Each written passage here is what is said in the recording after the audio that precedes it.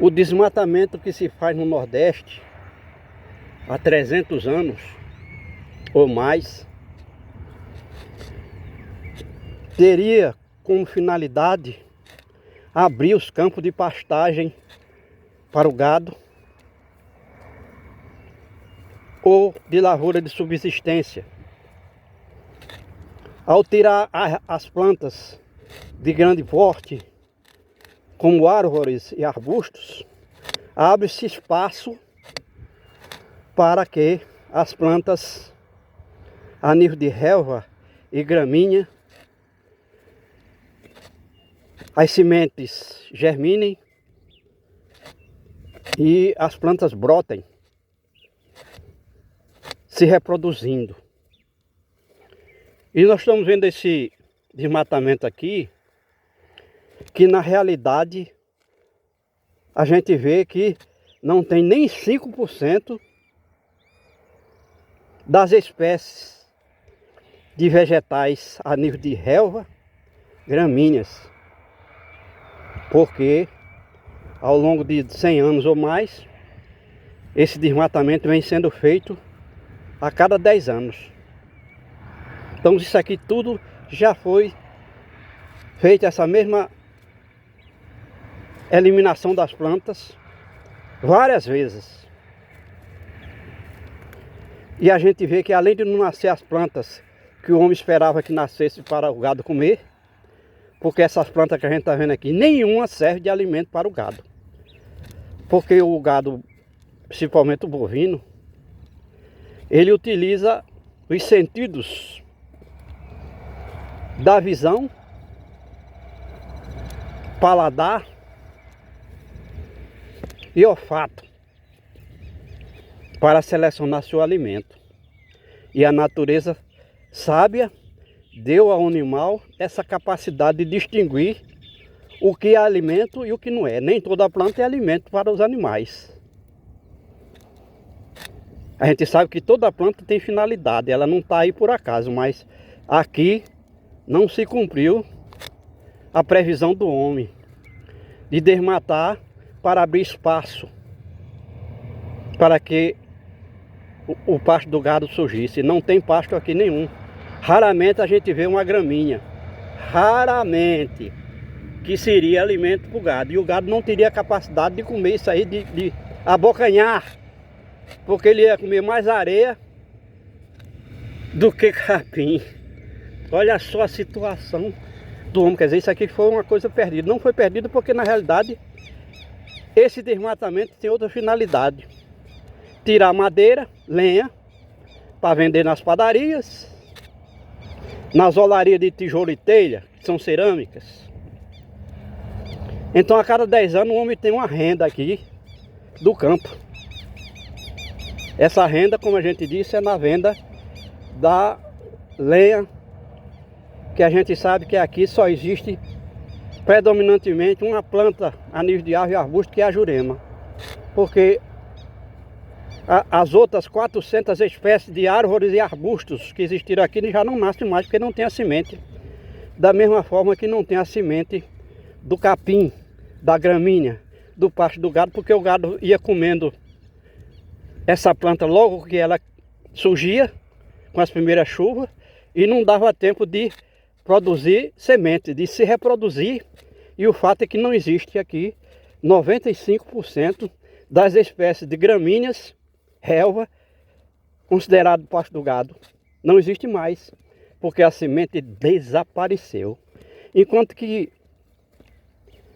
as árvores, as plantas a nível de árvore e arbustos, entre as quais a jurema, essas plantas, como aroeira, catingueira, mororó, feijão bravo,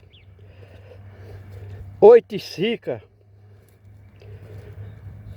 de todas essas plantas a nível de árvore e arbusto, a única planta que temos agora é o juazeiro, que o homem deixa para fazer sombra para o gado na época da seca. O gado precisa de um lugar, de uma planta com folha para se abrigar.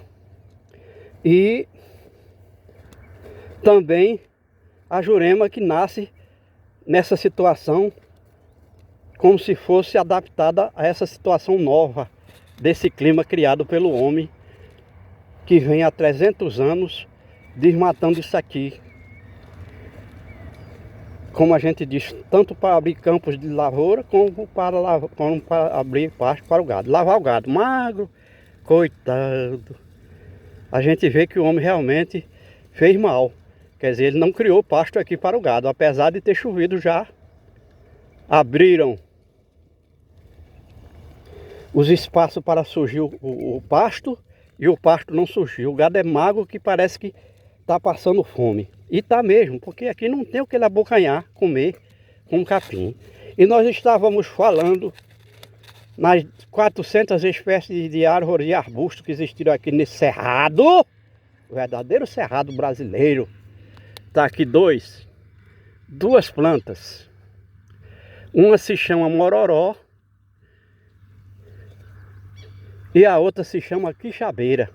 Então as duas estão juntas aqui, e juntamente com ela está o facheiro, que é um cacto, e o cardeiro, o mandacaru.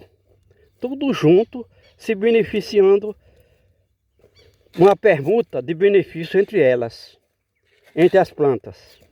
O fogo passou por aqui e até queimou alguns espinhos do facheiro.